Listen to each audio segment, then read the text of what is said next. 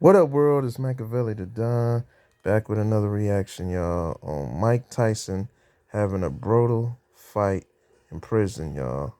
If you're new to the channel, don't forget to hit that subscribe bell.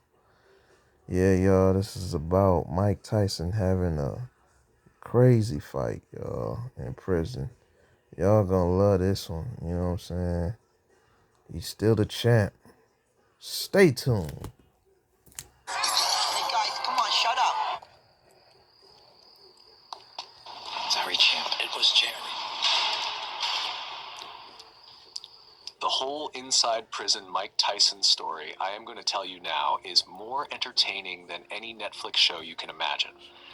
Mike had some things to tie up before he went back for sentencing. He was convinced he was going to prison, so he called Natalie, the mother of his son D'Amato, and said to her, "Listen, I'm going to send you $100,000 now. Then when I'm in there, I'll have them send you something every month." As soon as she got that money, she got a lawyer and sued Mike for millions. Which was great because years later, as the case progressed, Mike's lawyer had the court order a paternity test, and it turned out that the kid wasn't even his. When I first heard this, I was in shock. That stuff like this could also happen to a guy like Iron Mike. Mike wrote in his book, "I deserved that. That's what happens when you fuck with hoes." It was another harsh betrayal. Mike was crushed when that first test came back. He really thought the kid was his. Mike had spent a lot of time with him and even proudly posed with him on the cover of Jet magazine. That woman tormented and stalked Mike for years after that paternity test. Honestly, I don't think anything good will ever come out of her life. After Mike was sentenced and processed, they sent him to the Indiana Youth Center. It was a medium-level security prison that had been designed in the 1960s for rich, white, non-violent youthful offenders. By 1992, the Indiana prison system was so overcrowded that they began sending adult offenders there, mostly people convicted of sex and drug crimes who were too weak to handle the really tough prisons. But as time went on, they began sending some murderers and other violent offenders there too. Yeah, y'all, commercial break. Commercial break. Hold on. I'm gonna wind it up for y'all. Hit that like button, y'all, for Mike Tyson. Smash that like button for Mike Tyson, y'all. Hold on. I'm winding it up, you know what I'm saying? Hold on, you know what I'm saying? This is Mike, y'all. Don't forget to hit that like button, y'all. Don't forget to hit that like button. Hit that like button. It's Mike Tyson, man, the legend. The legend, y'all. Hold on, y'all. This is the legend, you know what I'm saying? The legend. It's the legend, y'all. It's the legend. Sending adult. Still got, winding it back up, you know what I'm saying? Winding it back up for y'all. For sure. Hit that like button for Mike Tyson. Hit that like button. Stay tuned. Offenders there too. When Mike arrived, there were about 1,500 prisoners, over 95% of them white. They assigned him to the M dorm, one of the newer units. Mike was housed in two-man rooms that had reinforced doors and a small window instead of bars. When you walked into the room, there'd be two bunks to your left, a toilet, and a cabinet where you could store stuff to your right. There was also a desk where you could study. The whole room was only 8 by 9 feet. Mike wrote in his book, "At the time, I didn't realize that being in jail was a blessing in disguise. If I had stayed out, God knows what would have happened to me. Being locked up was the first time in my life that I could actually catch my breath and be still. But I don't want it to sound like I instantly gained enlightenment or that I was singing Kumbaya all day. I was angry when I first got put in. I knew that I would be in for at least 3 years. If it had been a white girl, I would have been in for 300 years. The first few weeks Mike was in jail, he was just waiting for someone to try him, to mistake him for weak. He couldn't wait to prove to those psychopaths that he was just as homicidal as they were, if not more so. He had to let all of them animals know not to ever go near his cell or touch his stuff. He was aggressive and ready to go to war. One day, shortly after he got there, Mike was walking around when one guy yelled at him, "Hey, Tyson, you fucking tree jumper." Mike had no idea what he was talking about. He thought it was a compliment, that he was some great athlete who could perform amazing acts of physical prowess, even jump over trees. But then Mike asked someone, "A tree jumper is a rapist, Mike," the guy told him. "You know, a guy who waits behind a tree for a little kid to walk by and then jumps out and grabs them." "Oh, Christ," Mike said. While Mike was getting acclimated to prison, there was controversy on the outside. Most opinion polls found that a large number of people were questioning his verdict, even ones that polled mostly women. A vast majority of black people thought that he didn't receive a fair trial. Even one of his jurors told a reporter that none of the black jurors in the jury pool wanted to touch Mike's case because they were scared. Every day Mike talked to Don on the phone, and he assured Mike that he was working on getting him out immediately. So you can imagine how Mike felt when, on March 31st, 6 days after he went to jail, a judge denied his appeal bond.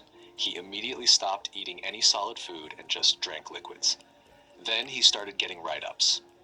He was disciplined for giving his autograph to a couple of inmates. He became belligerent and got infractions for threatening guards and other inmates. He got into a scrap with a big, young, light-skinned black guy named Bob. They were fooling around, but then it got serious. Mike put a big knot on the top of his head. One of the other inmates named Wayno came over and told Mike to chill out. "You've got nothing to prove to these dudes." Wayno told Mike, "These guys are going to be here for a long time, but you're trying to go home, brother." He was right. Fortunately for Mike, when the guard came over, Bob didn't give him up. He said that he had tripped. That could have earned Mike another few months in jail. It was hard to maintain his humanity in a place like that. He saw things that he couldn't understand one human being doing to another. He watched people get cut fighting over a cigarette. Somebody might throw some gasoline in another man's cell and try to light it and burn him up. Or somebody would grab a lady guard and throw her in the bathroom and rape her. Mike saw guards run out with half their heads sliced open with a razor, or because someone beat them with a stapler. The people doing that shit didn't care. They were facing 40, 50, 100 years already. They couldn't give them any more time than they already had. So you'd be walking a tightrope messing with these borderline sociopaths. These people needed to be in hospitals more than prisons. Mike was very paranoid the first few months there. He thought that somebody, either an inmate or a guard, was going to set him up and put some dope in his room or provoke him to hit them so he'd get more time tacked on to his sentence. Mike just wanted to survive. So he'd stay in his room all the time. He didn't want to see anybody. Vid.ai is Yeah, 90% y'all. off since it's Hold on, Black y'all. Commercial break again. Rewind it up. Wind it up for y'all. Hit that like button, y'all, for Mike Tyson. You know what I'm saying? Smash that like button for Big Mike. You know what I'm saying? You know, smash that like button, y'all. Stay tuned. All the time. He didn't want to see anybody. One time, Mike got into a shouting match with a white racist guard, and all the other inmates started jumping in, trying to get involved. The Aryan supremacists from another quad came rushing over because they thought one of their boys was involved. So the guard called out a whole goon squad, and there was total chaos. People were yelling, "Fuck him up, Mike! Kill that fucking pig!" It was a real riot. They had to lock the dorm down, and they shipped Mike down to the hole. The hole was a trip. They threw Mike in a 6-foot by 9-foot room with just a mattress on the floor and a toilet. During the day, they would remove the mattress and make him sleep on the concrete floor because they didn't want him to be comfortable. It was pretty inhumane to be in a room 23 hours a day with the light always on, but you get used to it. You become your own best company. In a weird way, you get your freedom in the hole. Nobody was controlling your every move like they did in the general population. The hole was the worst situation you could be in. And that became Mike's element. He was such a troublemaker in his first year in prison. He kept getting written up for not moving fast enough, being rude, threatening the guards, and pushing people. He was being so disruptive that they almost sent him to the P dorm. That's where they sent all the really dangerous inmates who didn't want to work or follow orders. They were segregated from the rest of the prison population. Mike was thinking that he was one of those crazy motherfuckers, so he began acting like them. They'd be locked in a room all day, and the guards would watch them constantly. Phew. F that. The P dorm guys would yell at the guards. They had screens on the windows, and when Mike walked by, they'd yell at him too. Hey, champ. Chill out, champ. I hear you're getting wild out there. You don't want to come over here, champ. You don't want to fuck with us, they'd yell. Mike chilled out after that. He didn't want to be living like some animal. It got so bad that they actually took the screens off the P dorm and put up solid glass so they couldn't spit on the people walking by. But Mike settled for the hole. Why not? He grew up in places where it smelled like raw sewage. He came from a cesspool. It took Mike about 13 months to figure out the right way to do his time. His whole first year was hell, getting months and months added to his sentence. He was suspicious of everyone there. They had put him in a cell with a guy named Earl, who was a model prisoner. Earl was in there for 30 years for selling drugs, which meant that he had to do at least 15 years. The administration thought that he would be the best guy to mentor Mike and keep him out of trouble. The first night that they were together, Mike took a pencil and held it menacingly. "I'll kill you if you touch my shit." "Better nothing be missing," Mike said, "and I'm not cleaning no room. Just don't talk to me." Earl just looked at Mike. "What's wrong with you, man?" "Yo, Mike, I'm not that guy," he said. "I'm with you, brother. I'm here to help you. Don't get caught up in that bullshit. It's just gonna get you a hole full of extra time. I knew guys who came here with a year, 3 years, and they wound up doing life for the same bullshit. You just don't know how to move yet, young brother. I need me to teach you how to move, and it's gonna be easy sailing from here on in." Little by little, Earl schooled Mike. It took Mike some time to realize it, but Earl was awesome. They'd walk around the dorm and Earl would point things out. "Stay away from these over there, Mike, and don't ever talk to those cops there. Don't even say good morning to them. Just keep your mouth shut at all times, Mike. Listen, if you see me sucking somebody's or making love with someone, don't be surprised. I would never do that. But if you saw it, don't be surprised. Don't ever be surprised at anything you see here. All right? And don't comment on nothing. Just keep your mouth shut. If you see a bunch of men stabbing someone, just keep moving. Don't look at them. Don't let them see you look at them. Whatever you see here, you don't see. Somebody's giving backshot someone. Just mind your business. Don't make no jokes or comments about it because that's his wife. Just like if you disrespect somebody's wife in the street, they're gonna kick your ass. It's the same if you disrespect their wife in here." He was right. You couldn't apply your outside standards to what was going on in there. You think about homosexuality in the outside world, and you might think of a meek person who could easily be taken advantage of. But these people were warriors. They'd kill you in a second. You'd see two big, strong guys walking in the yard. Hey folks, you Yeah, won't believe y'all. this. There's a SW point. Commercial break. Hold on. Hit that like button, y'all. For Mike Tyson, hit that like button. Smash that like button, y'all. Like, comment, subscribe. Hit that like button, y'all. This is Mike. They'd kill you in a second. You'd see two big, strong guys walking in the yard, holding hands. You respected those people because if you didn't, you'd have a very serious problem. In prison, anybody is capable of murder. It doesn't matter how big or small they are. After a while in prison, Mike began to see the humanity in everyone, even the racist guards. Mike don't care if it's black gang members, Nazis, Mexican gang bangers. You started to get familiar with them when they told you that someone in their family died or that they had problems with their wife. Once Mike really saw how the system worked, he began to manipulate things to his advantage. This inmate named Buck helped Mike in that process.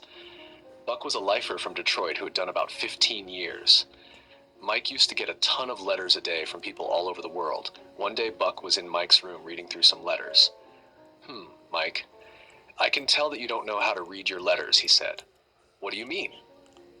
Mike said, I can read. You can read, but you don't know how to subliminally read. There are messages here. People don't want to hurt your feelings because you're a famous fighter and they think you have lots of money, but they're using words that you're not aware of because you haven't been to school a lot, Mike, he said. Buck was telling Mike this shit, but it wasn't offensive. Look, this one broad says, if there's ever anything you need, anything that I could do, please let me know. See, that doesn't mean if I could do anything for you. That means I want to do something for you, you just need to tell me. Or take this other letter. I would love to get to know you and cultivate a relationship with you as human beings. Listen, that means that she wants to elevate your status in life, your health, and well-being. That means if you need anything, she would help you out. We are in a unique situation here, Mike. We're on the edge of making a lot of money. Times aren't so good for you. Now, if you spend a ton of money on lawyers, you'll probably have to spend a ton more on that woman who's suing you. You need commissary money. How are you going to eat well? You can't eat this food in the cafeteria. You're right, I do need commissary money, Mike agreed. So Mike went with Buck. He started taking Mike's letters and writing replies to these people, and the money started flowing in. They were getting cash, they were getting jewelry, there was foreign currency coming, they started drowning in money. So that was it for this video. There's still so much to the story. If this video performs well, then I will surely make part 2. Thanks for watching this video. Yeah, y'all. Yeah, y'all. That was a good story. Throwback from Mike Tyson. You know what I'm saying? Throwback when he was in jail. You know what I'm saying? So that was a hot one, y'all. You know what I'm saying? And yeah, hit that like button again for Mike Tyson. But y'all know my motto, y'all. Be safe, stay dangerous, and stay blessed.